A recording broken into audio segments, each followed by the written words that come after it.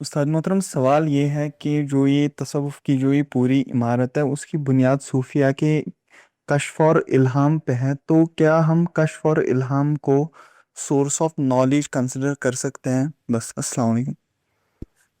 میں نے تو اپنا نقطہ نظر بہت وضاحت سے بیان کیا ہے، برسوں سے بیان کر رہا ہوں کہ اللہ تعالیٰ نے رسالت مآب صلی اللہ علیہ وسلم کے بعد یہ سب دروازے بند کر دیے ہیں۔ چنانچہ میری کتاب میزان میں ختم نبوت کا باب نکال کے دیکھیے، اس میں نے پہلے یہ بتایا ہے کہ نبوت ختم کیوں کی گئی ہے۔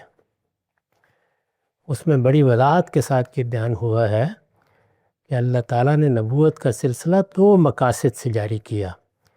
انسان کی فطرت میں جو ہدایت دی گئی ہے اس کے اتمام کے لیے، یعنی اس کو پورا کر دیا جائے، اور لوگوں پر حجت پوری کرنے کے لیے۔ یہ دونوں مقاصد جب حاصل ہو گئے اور عالمی سطح پر ان کے حاصل ہونے کا امکان پیدا ہو گیا تو نبوت ختم کر دی گئی۔ اس کا اعلان رسالت مآب صلی اللہ علیہ وسلم کی طرف سے کئی طریقوں سے ہوا ہے۔ قرآن مجید میں اللہ تعالیٰ نے یہ بتایا کہ یہ رسول کی حجت ہے جو پوری ہو گئی ہے، اب ان کے بعد مسلمان امت کو قیامت تک لوگوں پر شہادت دینی ہے۔ یہ ظاہر صاف اس بات کا بیان تھا کہ نبوت ختم ہو رہی ہے۔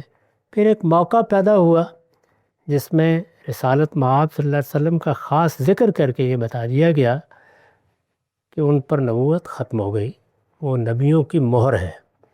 چنانچہ نبوت کے سلسلے پر مہر لگا دی گئی ہے، اب اس کا کوئی سوال نہیں۔ یہ بات دو احتمالات پیدا کرتی تھی، ایک یہ کہ کیا صرف نبوت کا دعویٰ ختم کر دیا گیا ہے یا اس کی حقیقت بھی ختم ہو گئی ہے۔ نبوت کی حقیقت کیا ہے؟ مخاطبہ الہی، یعنی اللہ تعالیٰ کی طرف سے کسی کے ساتھ کوئی بات کی جائے۔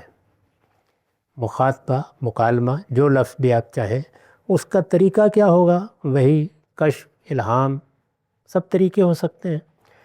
تو کیا یہ بھی ختم ہو گیا ہے؟ رسول اللہ نے اس کی وضاحت کرتے ہوئے یہ بتا دیا کہ وہ بھی ختم ہو گیا۔ چنانچہ آپ کا ارشاد امام بخاری نے نقل کیا ہے، اس میں آپ نے وضاحت کر دی کہ لم یبقى من النبوت الا المبشرات، نبوت اپنی حقیقت میں ختم ہو گئی ہے، اب کوئی چیز باقی نہیں رہی، ہاں مبشرات باقی ہیں۔ تو صحابہ نے پوچھا کہ یہ مبشرات کیا ہیں یا رسول اللہ؟ آپ نے فرمایا رویا الرجل الصالح، کسی اچھے نیک آدمی کو کوئی خوشخبری کی کا خواب آ جائے، بس یہ ہے۔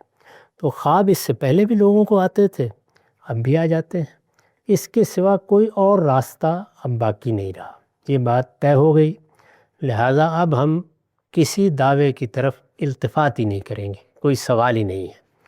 یہ بات ذہن میں رکھیں کہ جب اس کا دروازہ کھولا جائے گا، یعنی الہام کا، القاء کا دروازہ جب کھولا جائے گا تو پھر یہ میں اور آپ نے، پھر یہ الہام طے کرے گا کہ اس نے کس نوعیت کا پیغام لے کے آنا ہے، وہ عرفانی ہے یا تشریعی ہے، پھر باقی سب بحثیں دری کی دری رہ جائیں گی۔ ہمارے ہاں لوگوں نے اس کا دروازہ کھولا، اور اس کا دروازہ کھولا تو پھر پورا ایک ولایت کا ادارہ اس میں سے برآمد ہوا، پھر ختم ولایت کا منصب دریافت کیا گیا، پھر غوث، کتب اور ابدال پیدا ہو گئے، پھر کرامتوں کی ایک پوری دنیا وجود میں آ گئی، یہاں تک کہ ایک متوازی دین ہے جو اپنے اصول اور مبادی میں ہمارے دین سے مختلف ہے، وہ تصوف کے نام پر رائج ہو گیا۔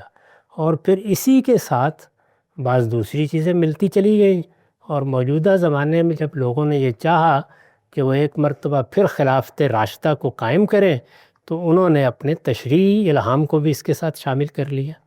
اس وجہ سے اس سب سے اللہ کی پناہ مانگنی چاہیے۔ ہمارے پاس آخری حجت اب اللہ کی طرف سے اس کی کتاب ہے، اس کے پیغمبر کی سنت ہے۔ اس کے علاوہ ہمیں کسی الہام، کسی کشف، کسی چیز کی ضرورت نہیں ہے۔